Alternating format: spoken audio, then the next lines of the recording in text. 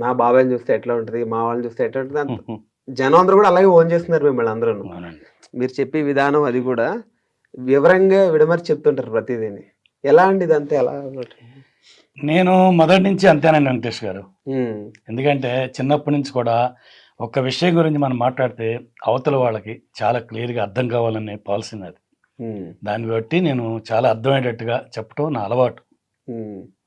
Okay, మరి తేజ ఎట్లా వచ్చాడు ఇందులోకి? మళ్ళీ తేజ అంటే నా వారసుడే అనుకోండి. నా తర్వాత ఈ ఛానల్ని నడిపించాలనేది మా తేజ ఒక్కడే. ఎందుకంటే మా పెద్దబాబు ఫీల్డ్లోకి రాలేదు.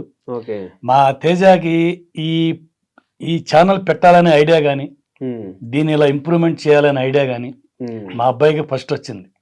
మేము నమ్మలేకపోయినా ఇది ఇలా ఉంటుంది ఫ్యూచర్లో అని. ఈ ఫ్యూచర్ ముందే మాకు చెప్పేశాడు మా అబ్బాయి. మాత్రం 100% కరెక్ట్.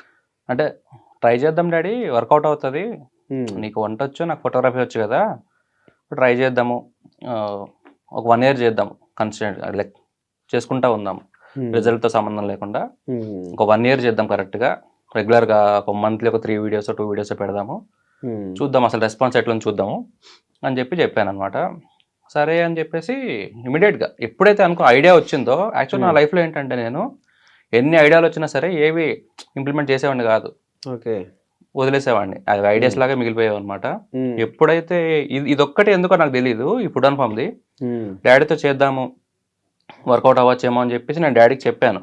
చెప్పగానే డాడీ ఎప్పుడైతే ఒప్పుకున్నారో వెంటనే నేను కూడా వెళ్ళిపోయి లొకేషన్స్ స్కౌట్ చేశాను అనమాట. వెళ్ళాను, మా అమ్మ వాళ్ళ ఊరు వెళ్ళాను. మా అమ్మ వాళ్ళ ఊరు అల్లంపూర్ దగ్గర ఉండవెల్లి అని, ఆ సరౌండింగ్ లో దొరికింది నాకు ఒక లొకేషన్. చూడగానే మేము చూసిన ఫస్ట్ లొకేషన్ అదే ఫైనల్ అయిందనమాట. చూశాను, నచ్చింది, వెంటనే ఓకే డాడీ మొబైల్లో వీడియోస్ తీసుకున్నాం, మొత్తం తీసుకొని ఈ లొకేషన్ బాగుంది, ఒక బావి, ఆ చెట్టు అంతా మీరు చూసే ఉంటారు పాత వీడియోస్ లో, అంటే కొత్త ఇప్పుడున్న ఫామ్ హౌస్ కాకుండా పాత వీడియోస్ అనమాట.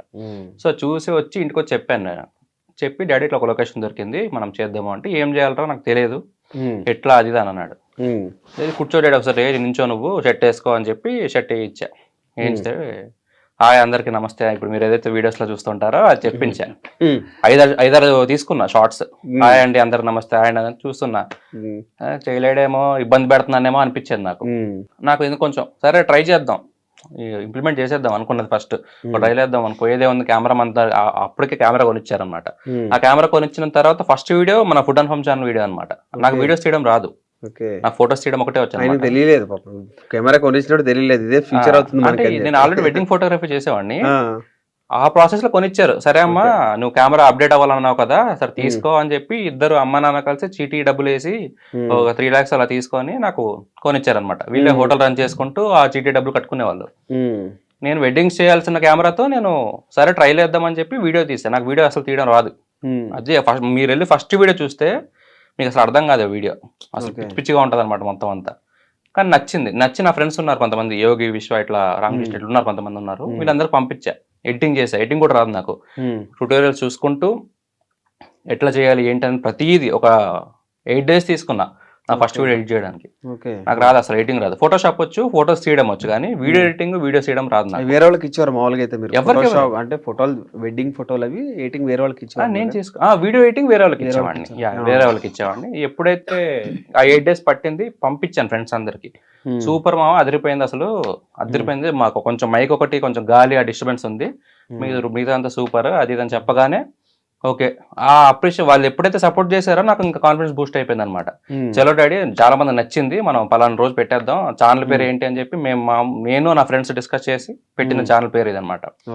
సో అప్పుడు ఎప్పుడైతే ఇంకా ఛానల్ పెట్టేశామో, వీడియో పెట్టేశామో, ట్విట్టర్లో పెట్టాను నేను. ట్విట్టర్లో నాకు ఫ్రెండ్స్ ఎక్కువ ఉన్నారు, ట్విట్టర్లో అందరూ రీట్వీట్స్ చేశారు, చాలా మంది నా ఫ్రెండ్స్ అందరూ, మంచి సర్కిల్ ఉంది, వాళ్ళందరూ రీట్వీట్ చేయగానే ఒక 1K వ్యూస్ వచ్చేదానికి. 1K వ్యూస్ వస్తే అదే హ్యాపీ. ఆ రోజు 1K వ్యూస్ వచ్చే ఒక 10 days లో నాకు 800 subscribers ఎలిజిబిలిటీ కావడానికి హెల్ప్ చేశారు.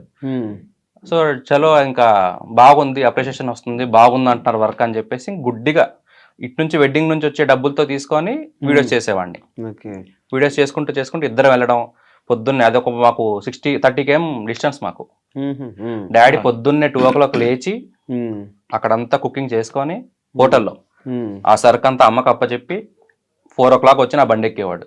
ఓకే. కెమెరా తీసుకొని మేము వెళ్ళి ఆ లొకేషన్కి వెళ్ళి ఆ లొకేషన్లో వీడియోస్ అన్ని షూట్ చేసుకొని మళ్ళీ వచ్చి మళ్ళీ డాడీ హోటల్కి వెళ్ళి ఆ సాయంత్రం రుబ్బులు వేసుకునేవాడు.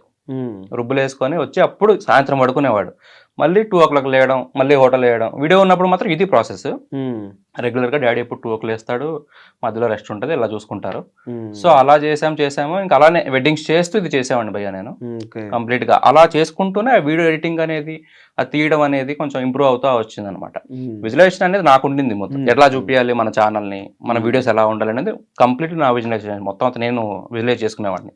నేచర్ చూపించాలి, వాటర్ చూపించాలి, ఎందుకంటే నేను ఎక్కువ ఇష్టపడతాను అవన్నీ. సో ఆ జనాలు నచ్చుద్ది అనేది నాకు కాన్ఫిడెన్స్ అనమాట. సో డాడీ వాళ్ళకి కూడా నచ్చాయి చూపిస్తుంటే. వీళ్ళకి తెలిసేది కాదు, ఏదో అడిగేయలేడు మనం చేద్దాం అనేదే ఉండేది డాడీకి.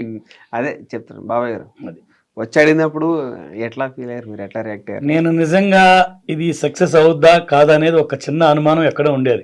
దాని దగ్గర డబ్బులు కూడా పెట్టేస్తున్నాడు, వచ్చిన డబ్బులు కూడా పెట్టుబడి పెట్టేస్తున్నాడు. కాకపోతే మా పిల్లలు ఏ నిర్ణయం తీసుకున్నా దాన్ని చాలా ఆలోచించి చేస్తారు. వాళ్ళకంత నమ్మకం ఉన్నప్పుడు దాన్ని మనం డిసప్పాయింట్ చేయకూడదు, నాకు ఇష్టం ఉండదు. మా పిల్లలు ఏది అడిగినా సరే పలానా చేద్దాం డాడీ అంటే ఓకే మీ ఇష్టం, కానీ మీరు ఏది చేసినా ఆలోచించి చేయండి, దాంట్లో మళ్ళీ మీరు ఫెయిల్ అవ్వకూడదు అనేది మాత్రం నేను సజెస్ట్ చేసేవాడిని. వాళ్ళు అలాగే అన్నారు, దానికి ఓకే చేశాను. ఓకే. అంటే డైలీ పొద్దున్నే ఇలా మిమ్మల్ని బండి మీద తీసుకెళ్తూ వీడియోలు చేయమండవు, మీకేమో కొత్త కదా కెమెరా ముందు కొత్త. ఎన్నిసార్లు ఫస్ట్ వీడియో చేసినప్పుడు ఎట్లా ఫీల్ అయ్యారు మీరు? అది నిజంగా నేను ఒక హ్యాపీనెస్ ఫీల్ అయ్యానండి వెంకటేష్ గారు. ఎందుకంటే 2 గంటలు లేచి నా భార్య నేను హోటల్లో వర్క్ అంతా చేసి ఒక 4 items చేయాలి. దానికి సంబంధించి నేను నా భార్యకి అక్కడ అన్ని అప్డేట్ చేసి మిగతా వర్క్ అంతా నా భార్య చూసుకునేది. తర్వాత దోశలు వేయటం కానీ, పార్సిల్ కడటం కానీ, చట్నీలు అయిపోతే చట్నీ వేసుకోవడం కానీ అంతా నా భార్య చూసుకునేది. అంత హార్డ్ వర్క్ చేసాం. నేను అక్కడంతా రెడీ చేసి నా భార్యకి ఇబ్బంది లేకుండా ఈయన రెడీ అయ్యేవాడు. నేను వచ్చే లోపల బండి ఎక్కడం, అప్ అండ్ డౌన్ 60 kilometers వచ్చేది. అయినా సరే ఒక హ్యాపీ ఫీలింగ్ అయ్యేవాడిని.